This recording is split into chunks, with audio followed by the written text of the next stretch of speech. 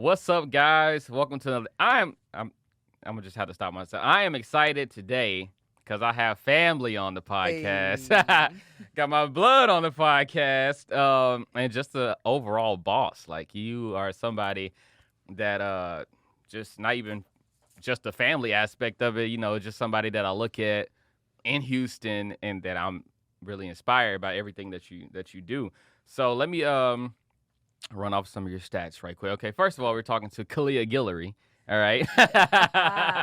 And let me just read off something. You have inspired companies, Microsoft, Wells Fargo. Like, this is not just little companies. These are like big town companies. And then they call you. You know what I mean? Man. So you are on the mayor's advisory board for LGBTQ. Mm-hmm.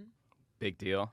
Thank you, cousin. Have your own day in Houston, which is October 29th. Come on. Your own day. It's wild, ain't it? I mean, that's a listen. flex. A flex of all flexes. Ah. Your foundation, which is the Cynthia Guillory Foundation in honor of your mother, that brings ALS awareness. Mhm. Big deal. Yep. Big deal. Huge deal. Yep, big deal.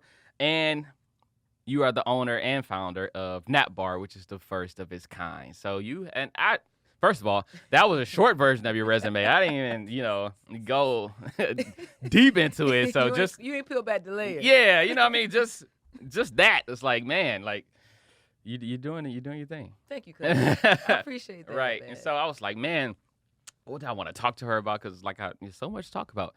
And I was like, we're just going to talk, because That's it. there's so much. So first I want to ask you this.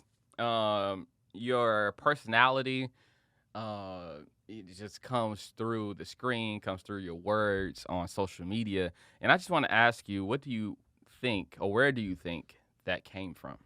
Man, like it started. You probably know what this is. It's family, Yeah. right? Like our family, we say what we Mhm. mean. We Yeah. mean what we say. Mhm. We will love on you. And I just grew up in a household where I was inspired to speak my mind. I was Right. inspired to be who I was at a Mhm. very early age. And Mm-hmm. when you're born and raised Port Arthur, Texas, PA, shout out baby, to 409. PA, baby, all right. Yeah. we ain't hit thick today. Yeah. Two of us. Yeah. But Yeah. like back then when I was growing up, I'm an Mhm. 80s baby, right? Right. And it wasn't necessarily popular or progressive, especially when you think of a small town, for me to Mhm. be different. I didn't know I was different. I knew Right. something was different about me. I knew I Mhm. was unique, but I didn't know exactly what the difference was. Yeah. And, I thank God to my mom, may she rest in power, Mm-hmm. that she allowed me just to be me. Like my family embraced me as I was. They Mhm. was like, oh, she's just a tomboy, like whatever. Right. But I was I was wearing men's clothes, shopping in the men's department as Yeah. early as like middle school. You know what Right. I mean? So Yeah. it's I think it all stems from my upbringing. I was uprooted to really be comfortable in my own skin. Mhm. And then, society kind of got me in, and then I tried to pretend and wear this mask and Right. pretend to be somebody I'm not. And then I realized, like, man, bump that mask. I'm going to Yeah. just be who I am. The people Right. who love me, accept me as I am, then surely I could go into all the spaces and Mhm. places and be who And I be am. you. Yeah, 100% so you. that's really it. The Yeah. stem, the foundation is just family, and Right. then just being comfortable in my own skin. Mm-hmm. Which is very important, because especially in, you come from a small town Right. and it's predominantly African American. Right. And if you look, you look at our views Mhm. on, homosexuality and all that is like very, and, a lot of parents, shout outs to your parents, would in that situation try to force you, Right. girl, you need to put on a dress. You need to do Right. this. You need to do that. That's Right. where a lot of our culture, that's how we operate, Totally. in that realm. So for you to have that upbringing to where you're like, hey, do you? I'm Yeah. pretty sure it's like you just said, is very, very important to making you who you are today. So it's Absolutely. very important. 100%. Shout out to Yeah. the Navo family. Shout Yeah. out to the Roberts family. Yeah. Like, that's the stem of it right there. Right. So your early aspirations as a young woman, what were they? I just wanted to hang the moon. I wanted Yeah. to play in the WNBA, Okay. hoops. I I Want to be hooped Cheryl in high Swoops. school. Yeah, man. Like Yeah. I wanted to be the remodeled, the renewed version of Cheryl Swoops. You know what I'm Right. saying? Like I watched her just roll people up at Mhm. Texas Tech. Like I used to record her tapes. This was back when VHS was a thing. You Mhm. probably Yeah. don't remember that. A little bit. Before little your bit, time. Yeah. But that's how I would watch tape. Yeah. And then I would watch Hakeem the Dream. I would Mhm. watch all my favorite players and just mimic it. But that was my aspiration. I wanted to play in the You played WNBA. college ball, right? I did, Yeah. yeah. University of Central Florida. Go Knights. Yay. Yeah, man. Team captain of my team, Man. and then, played. And Mhm. then my mother was diagnosed with ALS my Mhm. senior year in college. And I had to make the decision, like, what am I going to do? Mhm. Because it was literally in the middle of my season when I found out. I came home for 3 days for Christmas break. Mhm. Because when you play basketball in college, we were D1 school, you're playing in a tournament. So Right. I was literally flew in on Christmas Eve, spent Christmas Day, and then the next day, first flight out, Good job. because we had a tournament. Mhm. And that's when I found out my senior year, my mother had this terminal disease. ALS is also known as Lou Gehrig's disease. For Mhm. people who are listening that might not know about it, shuts down all the muscle memory in your body. So your brain is still ticking and processing everything that it needs to, but your body is literally wasting away. You're watching yourself die. Right. Very cruel disease. No cure for it. So I found out my mother was diagnosed with this disease on my break, and I flew back to school, met with my college coach and said, "Hey, my mother's dying and there's no cure for this, and the life expectancy is 12 to 18 months. I don't know how much longer she has." And my coach, I will never forget, she looked at me, she said, "You will remain on scholarship, you will remain the team captain, but you need to Wow. go and be with your mom." Wow. I literally went to my apartment, got in my car, threw a bag together, got in my car, and drove from Orlando, Florida to Port Arthur, Texas, and got home like the wee hours of the night. Yeah. Scared my mom. She was like, "Wait, what are you, Girl, what you who's doing? this?" Yeah. Right? And I'm so Yeah. happy I did that because, she passed away in November of that same year. So Mhm. I was able to spend some really quality time with my mom. So, Right.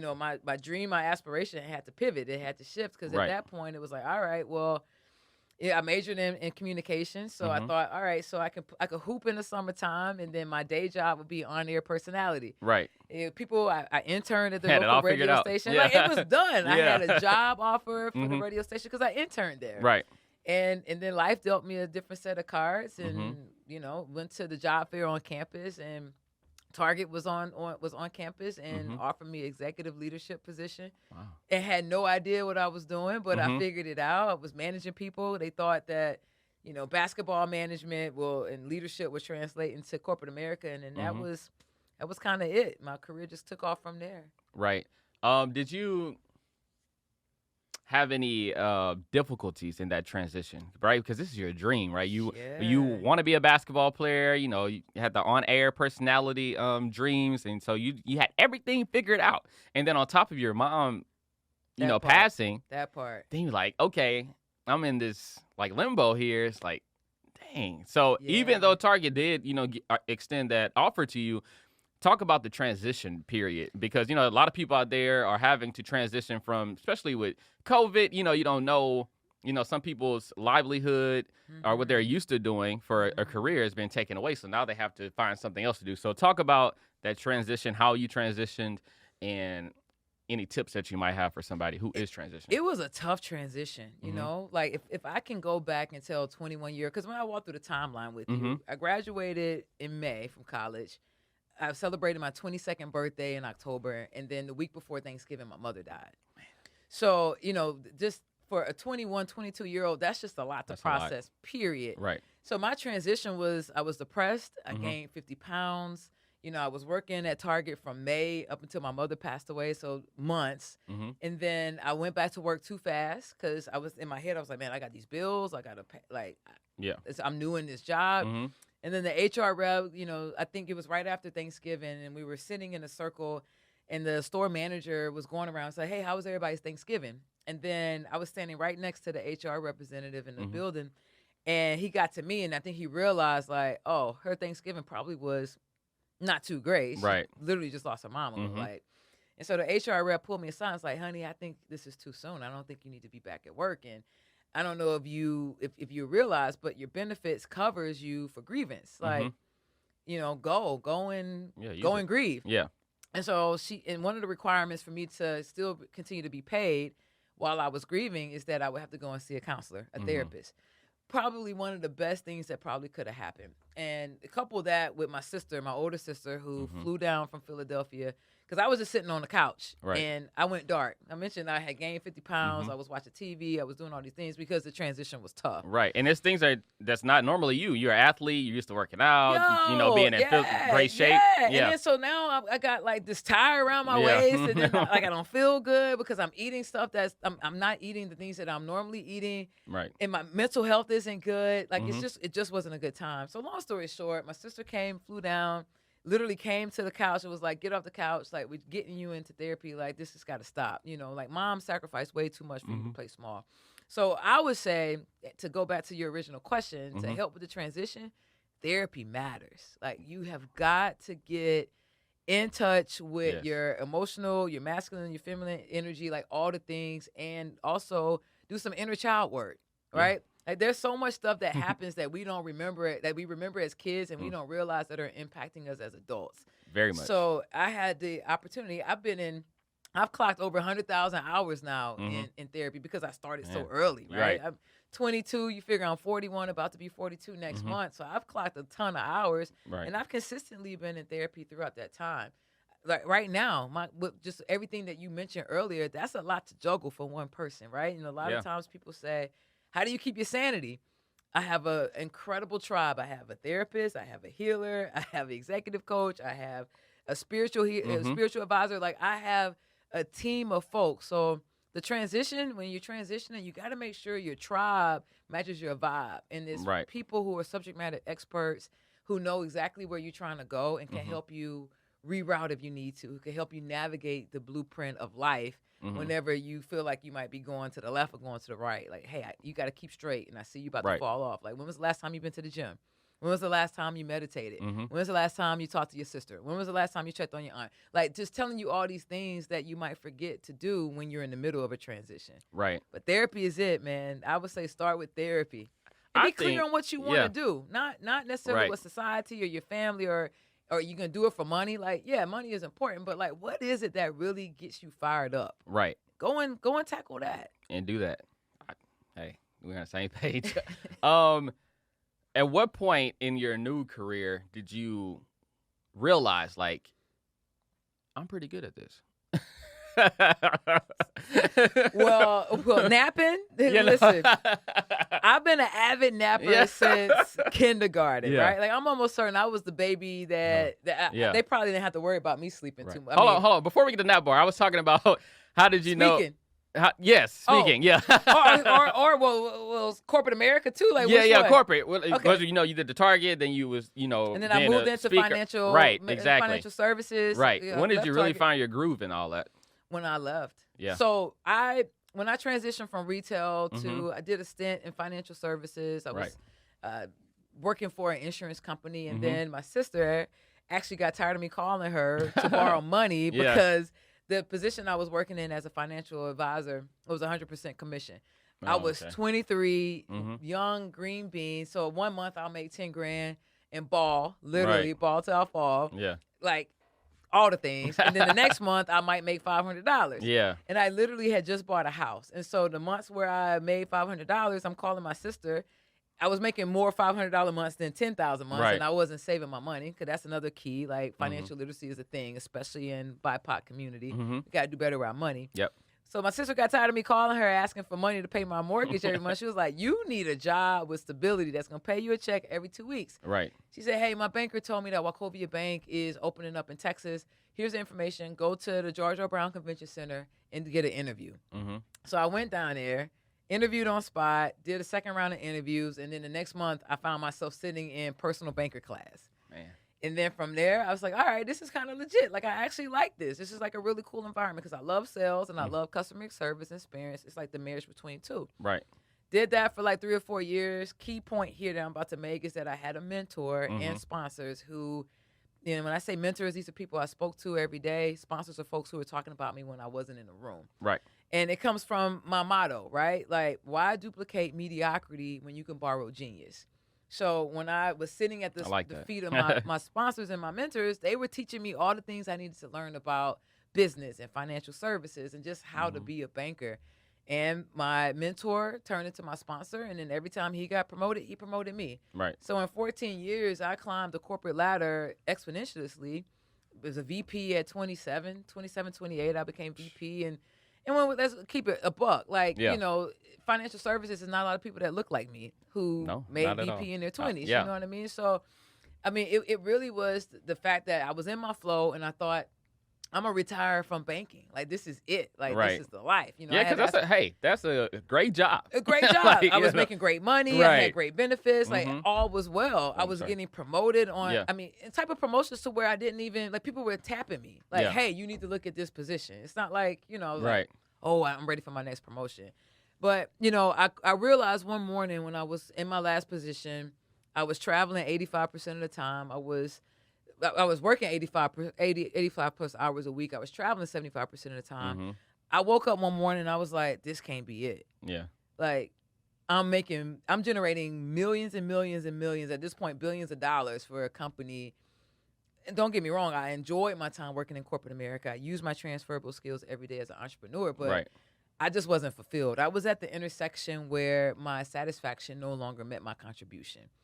And I woke up and I laid in bed that morning and I was like, something's got to give. Yeah. And I came to the realization that my ladder was leaning against the wrong building. See, in order for me to feel You feel hit us with some fulfilled- quotes. Yeah, man, I'm dropping you some sound bites. Yeah. cuz.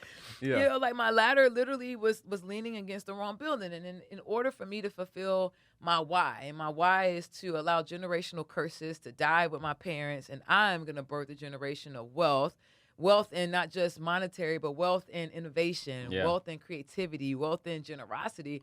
If I'm to do that, I can't continue showing up and working 85 plus hours at this building. Right.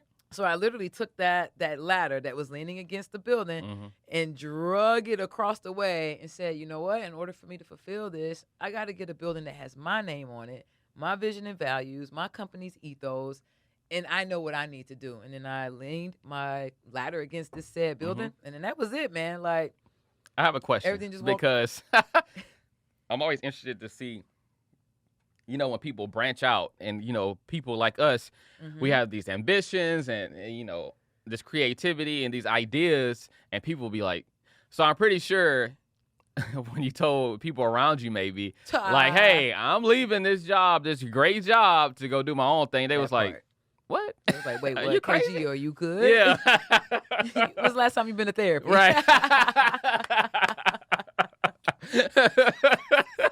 I'll book you a session myself. Come on. Right. I'll drive you. Get in the car. Right. Yeah, man. No, it was real talk. It was I lost a couple of friends Yeah. when I transitioned because Wow.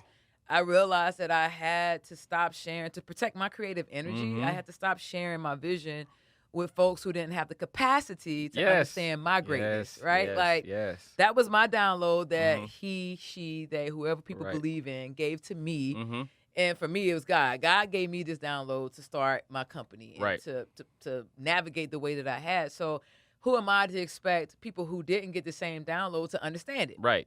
So when I say I lost friendships, I did, because I was sitting at dinner with one of my friends and I was telling her, like, hey, I'm excited. I'm about to do this, this, and that. She was like, wait, you going to leave? You leaving the bank to do that? That Mhm. doesn't really make any sense. Instead of saying, like, you know what? Like, all right, let's do it. This is different. Yeah. I don't necessarily understand it, but I support you. What do you need from Right. me? You know? And so, like, after You that, do you do get hurt by that because yeah, you're telling people stuff and they just seem to, they just it was like, minimize it. dude, like, I don't need this. Right. I don't need this around Right, me. at Yeah. all. Like, you Right. really, truly have to protect your You have energy. to. You have to. It's Because so the important. vultures will come and try to feed on it, and then you look up, and then your energy, you vibing low, and you're like, I can't operate at this capacity to be great. Right. Exactly. And then it's just people putting, because they don't feel like they can achieve it. Right. So They have the limitations. They have the on limitations. themselves, So they now would try they're to put it- projecting on me. right. It's like, nah, hey, if you're fine being, that's you. But Cool. don't put that on me because I want to be great. You know what I mean? Absolutely. So that's you. Absolutely. So I totally 100% feel you on Yeah. that. So all right, we're leaving the bank. We're leaving the bank. Where are we going from there? So in that moment, I said, okay, this nap bar hadn't even been an idea. Right. So when I said, okay, I'm going to leave the bank and I'm going to start up my own speaker boutique. Mm-hmm. We're going to be a firm where clients, corporations, large scale businesses can come in, and I will personally hold their hand with speaking, with workshops, facilitating workshops, with assembling diversity, equity, and inclusion boards inside of their company so that they can have a more diverse corporate social responsibility when it comes to diversity, inclusion, and equity. Gotcha. And I did that. So I dubbed myself a corpreneur. So I had one foot in corporate America, another foot in entrepreneurship. Told my manager at the time, my leader at the time, hey, I'm moonlighting. I opened up my own speaker boutique. This is what I'm doing. So when you see me coming in, like actually using my PTO now, because that's a whole thing. Like I would roll over so many days and weeks to the next year because I wouldn't take any vacation. Right. We got to reverse and engineer that. Like we get this time off for a reason. Take it. Yeah. Got mental days. Take it. And so I was like, hey, I'm gonna be out more. And he was like, all right, cool. So he supported me. So when you mentioned earlier in the intro that I spoke at Wells Fargo, I still was working at Wells Fargo when I was commissioned to speak at Wells Fargo. Crazy. So yeah, it's crazy, especially whenever you figure I got rewarded for being transparent, right? I got rewarded because I wasn't trying to do anything under the table or be sneaky about anything. Like I was like, hey, and I would love to work with you guys. Like, how do we make this thing happen? Yeah. And from there, it just grew. Like, it's boom. Like, on the way here, I got a message. Hey, what are your available dates in October? October, I think I already booked 3 engagements. Wow. Which is crazy, right? Wow. Which is a whole blessing, too, because it just means that people need to get more wellness talks, more inclusion talks, and more equity talks. Let me interject before I get to my next question. What I'm gathering 2 things so far myself listening to you speak. One, the importance of a village. Absolutely. You know, you hear the quote of, children, it takes a village to raise a child, but adults need a village too. Absolutely. And so your village has been so important to your success, and it's that some people want to do everything by themselves. They don't want anybody involved. They're afraid of collaboration. They want all the credit and all this.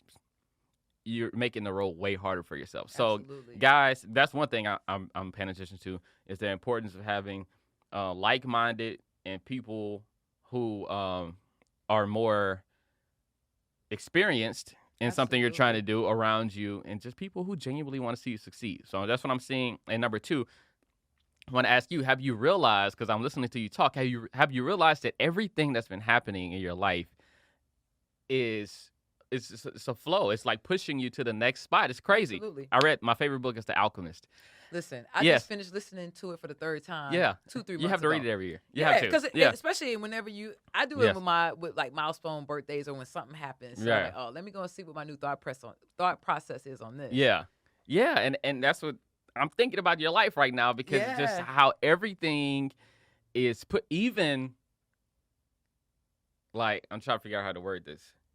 Not that your mother had to die for you to, you know what I mean? But her death was also a push. It was. It was a push until this. I don't know if I would have been this hungry if she still was alive, because I still would have had a crutch. I would have still had a fallback person. You know what I mean? I might not have been this hungry, because all of my motivation comes from making her proud. Right. So she was here, like, but like I have her legacy attached to me. Exactly. That's what I'm. You spot on, cousin. You spot on. And the tribal diversity, I'll go back to that. You talked about how important that is, and I say tribal diversity, and you really hit the nail on the head with. For me, my folks, if you look at them, it's people who don't look anything like me. They don't come from where I come from, because I honor that their experience has been different than mine. I believe in operating in my genius, and so I stay in my lane, and I definitely defer, and I believe in allowing creatives to operate in their genius. So if there's something, an area of opportunity that's in my core competencies, I will delegate that bad boy to the expert and trust what they're telling me to do. Right. So I think that's a big thing too. Sometimes as entrepreneurs, we might have tribal diversity, but it takes a village to raise a business too. Yeah. Like, for sure. You can't do it. You can't be effective and in a great mental place if you are the only person wearing all these multiple hats. Now, don't get me wrong, I wear multiple hats. Yeah. But I delegate as well. Right, for sure. So as a Black woman, and as a gay woman, you going into these spaces, what setbacks, if any, or things that you have experienced by being yourself, walking into these, I'm sure, predominantly white male rooms, Pale have you, stale you're male. right, have you faced? Oh man, the first thing that just popped in my mind was the experience that happened right before COVID. Mm-hmm. So we were inside the Guillory Mall for Nap Bar. We were, exploring, expanding. Mm-hmm. And for the sake of just being professional, I'll just say this office building that Mm-hmm. is a well-known office building here in Houston. Mm-hmm. Most people would die to be in this office space. I met with the CFO of the office building with another friend of mine. You named it. You nailed it. The Mm-hmm. guy I was meeting with, that's the CFO, white, probably mid-60s, good old boy. Yeah. And then my boy, who actually made the introduction, who's one of my partners, he's a Jewish guy, Mm-hmm. my age, right, in his 40s. Yeah. So we walk into the meeting. The gentleman that we were meeting with, the owner of the building, he didn't give me any eye contact. So immediately I already knew. Yeah. I already knew what it was. You already knew what was up. And so we go into the meeting, and all of his questions regarding Nat Bar was directed to my friend, the Jewish guy. And so my friend kept, like, he noticed it immediately. And he was like, hey, actually, you remember, like, and during the introduction, like I told you, Khaliah is here to talk about all things Nat Bar. So if you have any questions regarding Nat Bar, directed to Khaliah. Yeah. Never looked at me, never nothing. Wow. And so I just kind of leaned in. I was like, you can look at me. This is my business. Mhm. He doesn't know my business better than me. This is my business. And halfway through, and listen, this is like it's on my manifestation board. Like, I want to be in this office building. But in that moment, I said, I can't do business with someone who's going to treat me this way, because then that means if he's going to treat me this way as someone that he potentially can do a collaboration or a partnership with, how is he treating other people who are in this space who look like me? So for me, it was a no. Mm-hmm. And it's still going to be a no until there's a change in leadership, if the opportunity runs back around. But it's so funny because no one knew. This was in February. Mm-hmm. COVID really wasn't a topic of conversation in the beginning of February. Heck, I still was traveling in February, and I hadn't even heard of it. But it's funny how things happen, because I was like, oh, I was bummed. I was like, oh, man, this would have been so good. I really want to be in this corporate setting. It would have been perfect. It's in my business plan.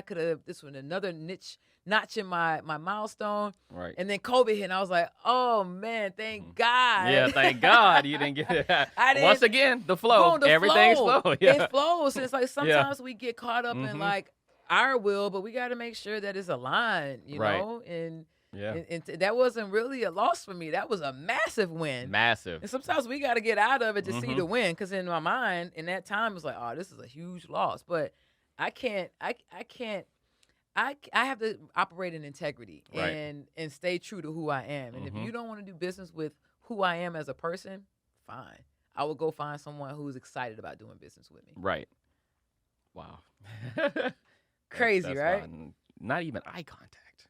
Zero. To where I was like, hey, hello. Yeah. Like, you know what I mean? I'm right here. Wow. So how did we get to Nat Bar? How did that idea come about? Because it's very unique. When I first saw you posted on Facebook, I was like, wow, that's an interesting idea. So how did that come about? So I mentioned earlier, I was working 85 plus hours, traveling 75% of the time, still getting my nap on. I was napping in unused conference rooms, cars, the uncomfortable chairs at the airport, you name it. And so at the time, my then wife, now my ex-wife, we were commuting. We both were entrepreneurs and still working in corporate America. We lived out in the burbs, so anytime we had business in the city, we would carpool. Right. So it's about 1 o'clock. We had a break in our day. I'm looking at her, and she's like, why you keep looking at me? I'm like, well, it's like my nap time, and I normally nap in the car, but you in the car, that might be a little weird. And she's like, well, Google places to nap in Houston. This is Houston. Surely there's a place you could pop in and go and take a nap. And I was like, all right, you know what? You're right. 60 seconds later, Kyrie, I was like, looked at her with disgust. She was like, what's wrong? I was like, can you believe this is Houston? There's no said place exists. Right. And she looked at me and she was like, well, you should create it. And I was like, you're crazy. Yeah. Like, I'm the only adult that's out here napping. No one's going to pay me to take a nap in the middle of the day. That night, I could not sleep because just the possibility of the idea just kept rummaging around in my head. So I woke up, it's the wee hours of the night, Went to the office, and I'm just researching, like, all right, I know I'm a napper, but like, why does this make sense? And then I stumbled upon this quote by NASA, and NASA did a study on sleepy military pilots and astronauts and found that a 26-minute nap improved their productivity and alertness by up to 34% and 54%. And I was like, all right, so I'm jumping up and down in the office. I was like, all right, that's it. It's scientifically proven. Now I understand why I've been so productive. I mean, because I napped. I became a legit napper in college, because when you're playing D1 ball, you still got a full. Your schedule is like it's crazy. crazy. I'm up at 5 a.m. doing sprints on the football field, and then like 9 to 2, I'm in the classroom, and then I got to work out again. So I mean, a power nap, the art of power napping was my thing. And so then I realized, well, this is the reason why I've been super productive, even as an adult, is because I believe in taking naps. Right. So the next day, I went to Facebook. I did a poll. I said, okay, out of all my friends out here, who's taking a nap? I am. I was like, all right, cool. Another poll. Well, if there was a safe haven where you can go on your lunch break that's around the corner or inside your office building, would you go and take a nap? There was like, absolutely. 99% of my folks were responding. So then I was like, all right, well, how much would you pay for said nap? They told me. I said, okay, well, what else would you want there? Aromatherapy, candles, like brainwaves, like what do you want? Literally over a course of probably 6 to 8 weeks, I created my business plan, not based on what Khaliah O Guillory wanted, but what the masses wanted, because I knew I had to solve a problem, not just a problem for me, but a problem for the masses. And so $411 billion U.S. economic loss due to sleep deprivation. Man. So the U.S. lost $411 billion. I'm saying billion dollars because folks were calling off from work because they were tired. So I was like, okay, if I could solve that, I'm good. Right. Yeah. So that's really how Nap Bar was found. And then the idea came to me April 2018. Well, my ex-wife and I had that conversation April 2018. November 2018, I chunked the deuce to corporate America. I retired. Yeah. April 2019, I opened up my beta test in Rice Village for 5 months. We went through 3 rounds of our MVP, the minimal viable product, because those pods you see on our website, that's all intellectual property that I own. So it's all custom. What is Beyonce and Astros, Texans, look at you, and NASA? The NASA. Yeah. So that's what we own all that because they're custom suites. And so, we did 5 months of that to make sure we got it right. And then we actually did our grand opening inside the Galleria Mall November 2019. And then we were there through March when COVID happened. Right. So, I mean, realistically, we were only open 4 months. Yeah. We really were only open 4 months before the pandemic hit. And so when I think about the traction that we've made, especially the pivots that we had to do, you'll probably be asking me about this here in a second. Like, what did 2020 look like? Yep. It was interesting. Yeah. So give us some science behind. You gave us the nap science, but a lot of entrepreneurs especially have this belief. Oh, you about to hit it. Hey, you can hear it in rap music. Sleep. I sleep when I die. On my hair. And we always have this belief that we got to be up. If you sleeping too late, you got, all this. We have this belief that sleep equals laziness. Right. Tell us the science behind that to It's a terrible stigma. Yeah. Well, let me break this part down. Okay. This is like actually one of my favorite questions that I'm asked all the time. Okay. When you think about that culture, it's in BIPOC culture. It's people who look like us. Right. And if we really think about it, it's a braggadocious culture because I'll get nerdy here in a second on why you should want to sleep because there's so many things that happen to your body that you need to happen to your body while you take a nap or when you actually taking sleep. But we go back to the beginning of time. Our ancestors were told when to sleep. They were told like, oh, you could go and rest now. Right. Now you fast forward the tape, we can rest and sleep on demand when we choose to. So whenever I hear people say, oh, well, or they brag about this braggadocious culture about, hey, I haven't slept in like 2 days. Yeah. I've been working on this paper and we're like giving them honor and pats on the back and attaboys for not sleeping. I'm thinking that's enslaved mentality. Yeah.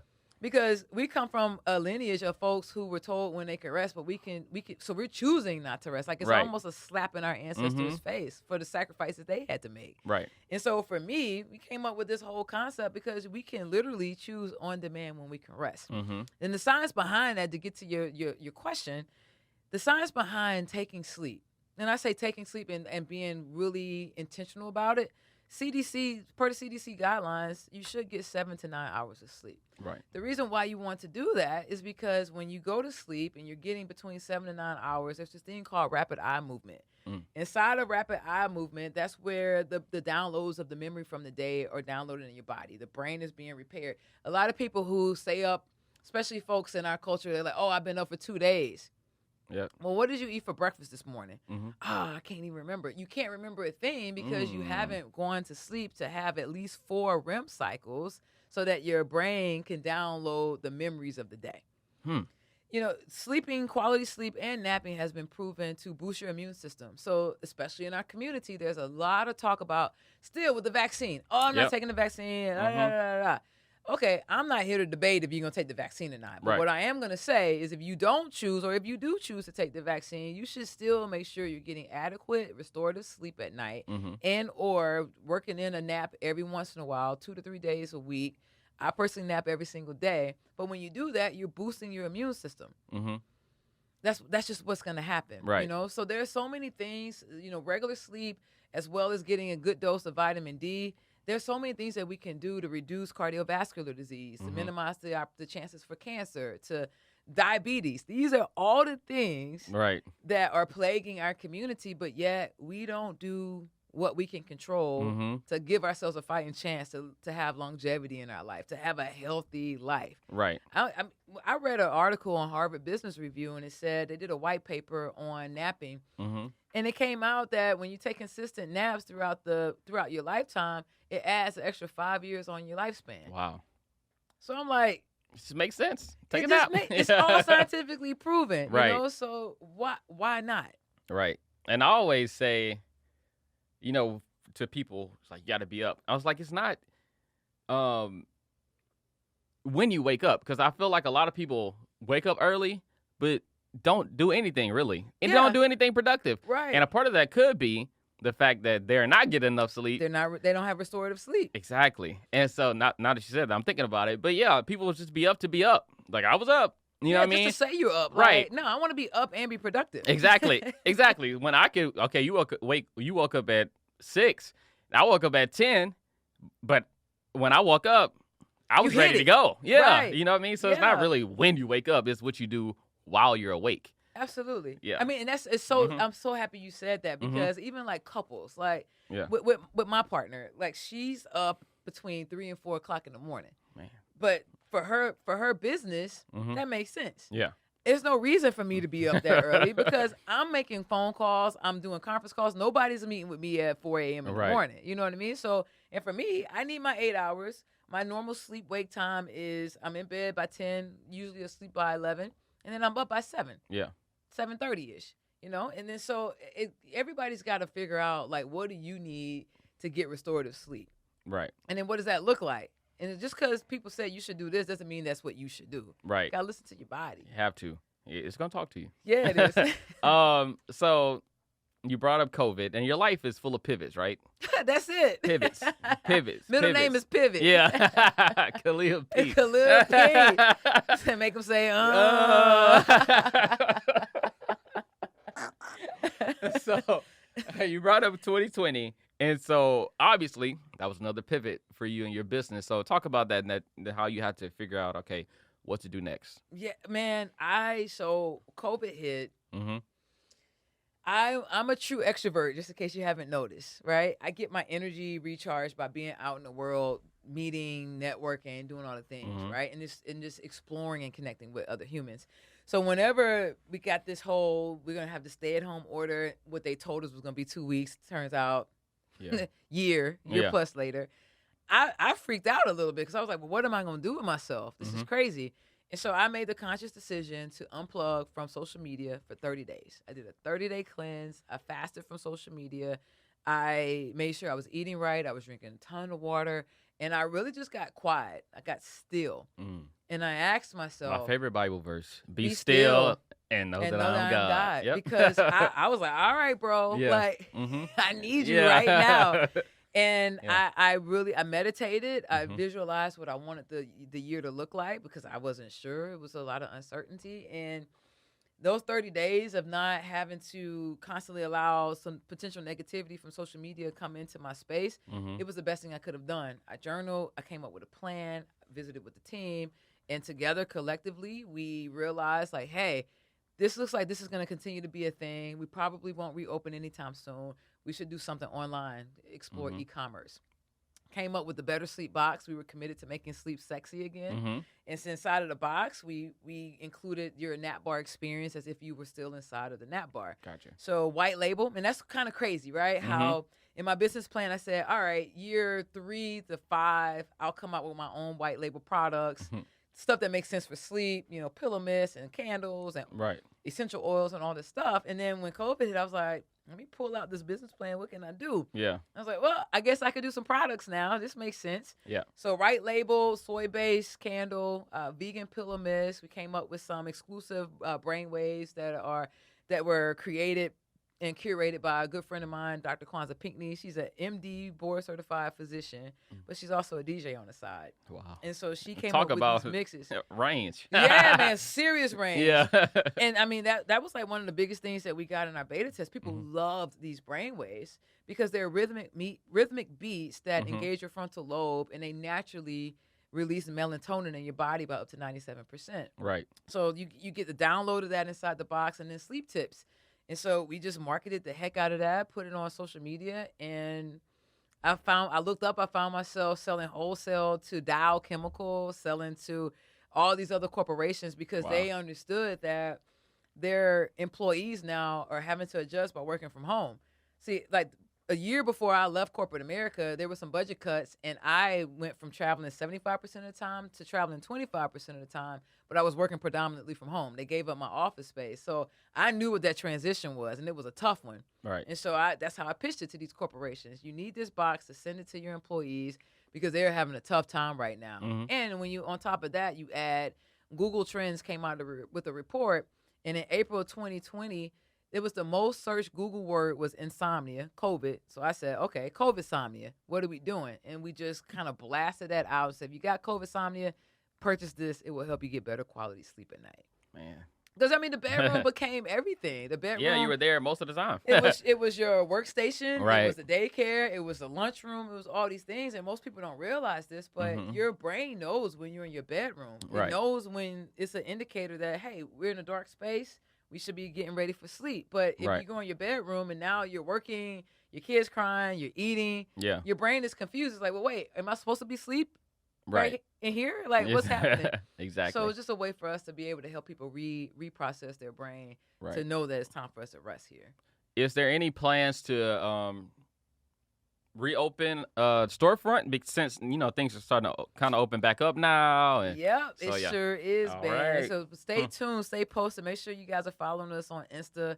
I'm sure Kyrie will drop the handles there, but Yep. and also subscribe to our newsletter. That's at napbarnow.com. That way you could be the first to know when we reopen. The goal is by the end of this year, and Gotcha. that's coming very, very Yeah. soon. Yeah. So I want to lastly ask you about this. I can't let you go without asking you about the Cynthia A. Guillory Foundation. Yes.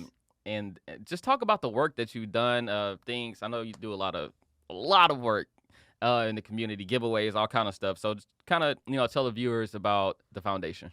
Man, the foundation.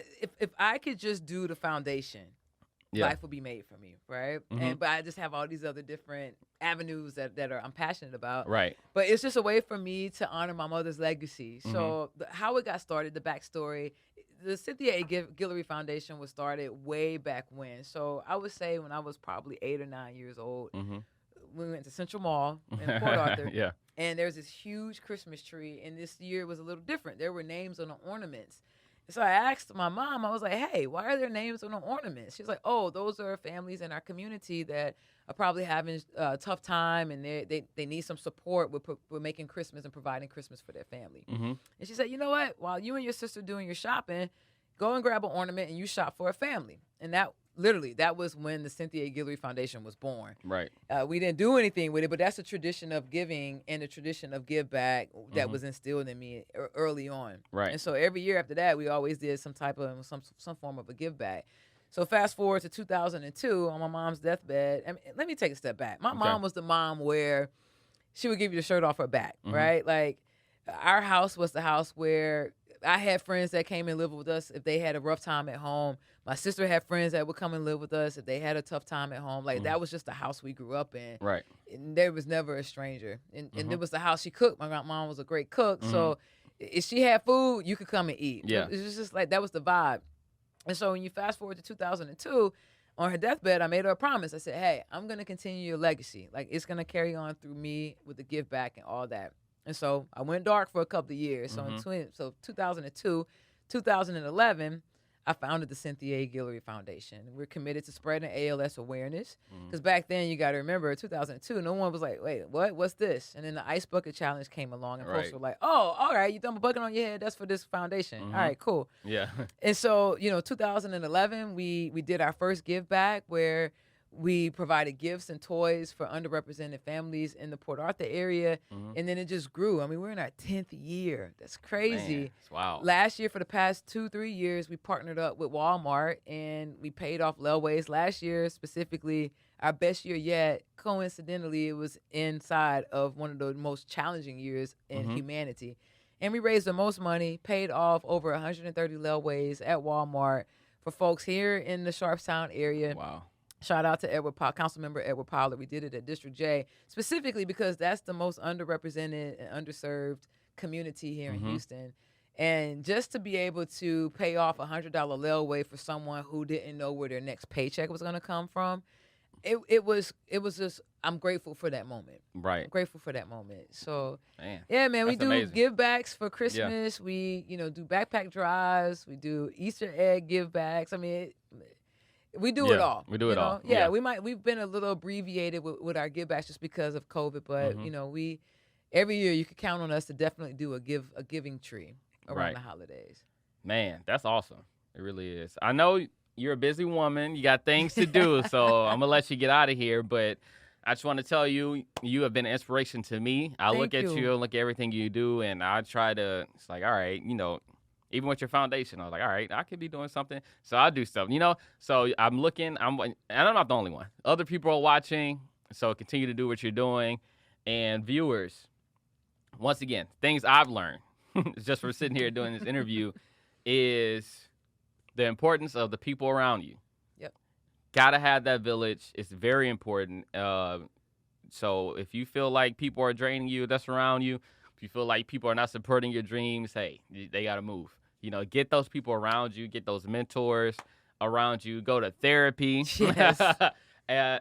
Do all of that. And secondly, be very aware of the flow. That's what I call the flow. And because it's been very present in your life, even to the point to where, like, you had written down in 3 to 5 years, you wanted to start selling products. And then God was like, we're going to do that sooner. Let's do it now. Yeah, we're going to do it sooner. Let's do it now. You know what I Yeah. mean? So everything in your life has been about the flow. And so, guys, be very, very, very, pay attention. I always say that's your only job in life, really, is to pay attention to everything. So pay attention to that flow. That's good. And just flow in. Don't try to fight it.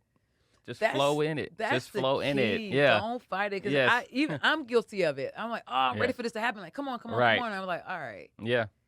It happens whenever you Yeah. release it and you surrender to it and Yes. allow it to happen. Yes. You gotta trust You gotta trust that the it's process, taking you to the right man. place. Yes. Because I know we gotta go. And Yeah. it just made me think of this. How I'm able to do that is because a friend of mine, Michelle Ngome, was on my podcast show Yeah.